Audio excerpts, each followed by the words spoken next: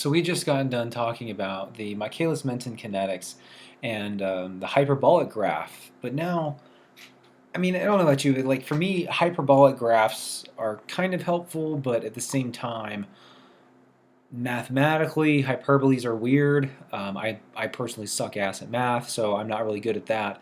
But if we do this, we take a double reciprocal of our initial reaction that says that the velocity is equal to V max multiplied by the substrate concentration, by the concentration of our reactants essentially.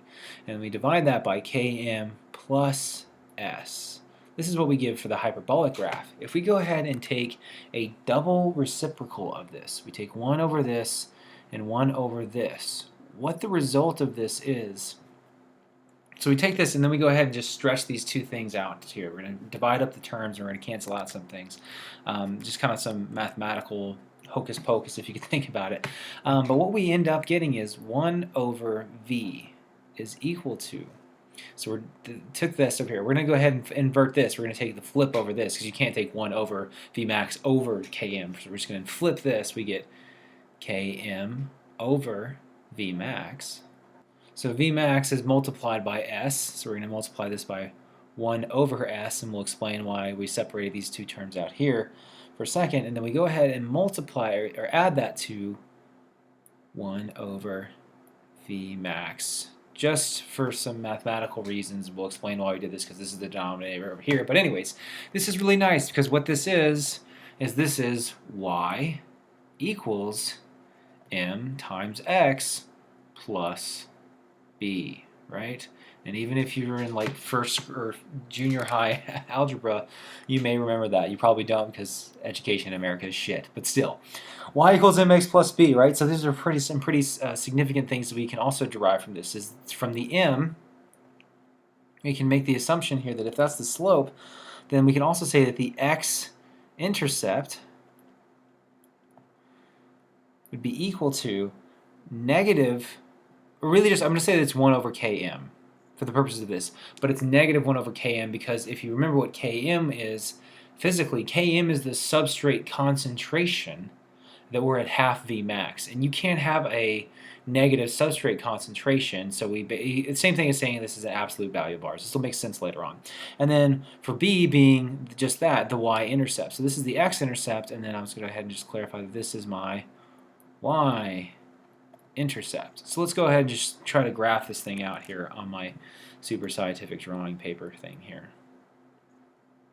I suppose I could have done worse. Anyways, so when we do the hyperbolic equation that we had, and when we do this double reciprocal plot, this is called a lineweaver-burk thing, we end up getting something that looks like this. And the reason why I like seeing that is because it's a straight line, and I know the slope, I know the x-intercept, I know my x values, I know what y is, and I know my y-intercept. And this demonstrates a very helpful, like there's a lot of things that I can establish in this. So let's just go ahead and label our parts here. So my y-axis is 1 over v, this thing right here, in case you don't remember that. My x-axis is 1 over s, 1 over my substrate concentration, I guess if I wanted to be more specific here. My y-intercept is 1 over v max, which is defined right here, and my x-intercept is going to be negative 1 over km. Why is it negative 1? Because if we were to draw this as the point of 0, this is positive, this is negative, and I have to multiply that by negative so that I have a positive because Km is a sub. You can't have a negative substrate concentration. Like that's, yeah. So that's the Lineweaver-Burk plot. Let's make up some other things that we can say that this represents, the relationship that this represents, why this is important. So for any given enzyme, for any given kinetic situation, the larger the Km, I'm going to switch colors to, I guess, teal. So if we have the larger value we have for Km, that means that the point, your x-intercept, is going to be closer to 0.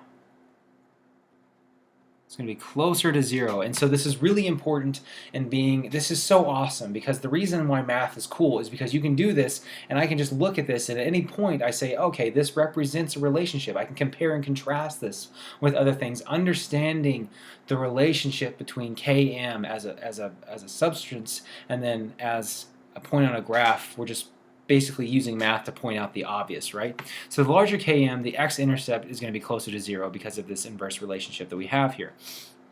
And by the same notion, the larger Vmax, let me just go ahead and so this is what I'm talking about with this, but with this, if I have a larger Vmax, is closer to 0, and vice versa, right? The smaller the Vmax, the further away, or the further away from 0 you're going to be.